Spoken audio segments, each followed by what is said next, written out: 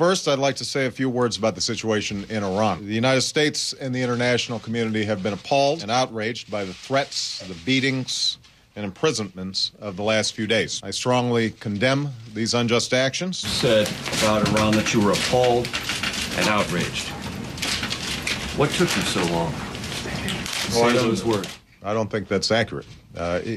Track what I've been saying. Right after the election, I said we had profound concerns about the nature of the election, but that it was not up to us to determine what the outcome was. We were very clear in saying that violence was unacceptable. So we've been very consistent the first day, and we're going to continue to be consistent in saying this is not an issue about the United States. This is about the Iranian people. Some Republicans on Capitol Hill, John McCain and Lindsey Graham, for example, have said that up to this point, your response on Iran has been timid and weak. Today, it sounded a lot stronger. It sounded like the kind of speech John McCain has been urging you to give. Were you influenced at all by John McCain and Lindsey Graham accusing you of being timid and weak?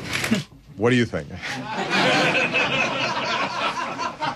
I think that all of us want justice to prevail, but only I'm the President of the United States. I've got responsibilities in making certain we are continually advancing our national security interests, that we are not used as a tool to be exploited by other countries. You know, members of Congress, they've got their constitutional duties. I'm sure they will carry them out in the way that they think is appropriate. I'm President of the United States, and I'll carry out my duties as I think are appropriate. You have avoided twice spelling out consequences. Why won't you spell out the consequences that the Iranians... Because I think, Chuck, that we don't know yet how this thing is going to play out.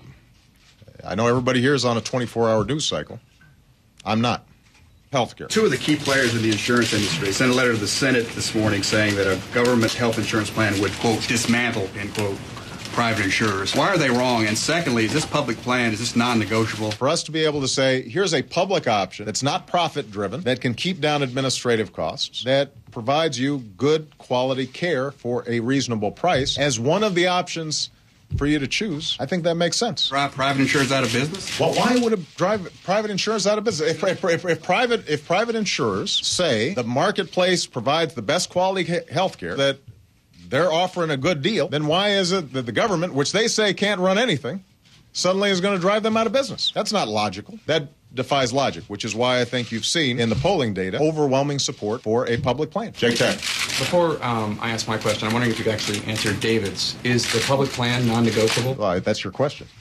Well, you think you're going to... What, are you the ombudsman for the White House press corps? What's your question? Is that your question? Well, then I have a two-part question. Is the public plan non-negotiable? And while I appreciate your Spock-like language about the logic of a health care plan, the public plan, it does seem logical to a lot of people that if the government is offering a cheaper health care plan, lots of employers will want to have their employees covered by that cheaper plan, which will not have to be for-profit, unlike private plans, and may possibly benefit from some government subsidies. First of all, was the reference to Spock, is that a crack on my ears? All right,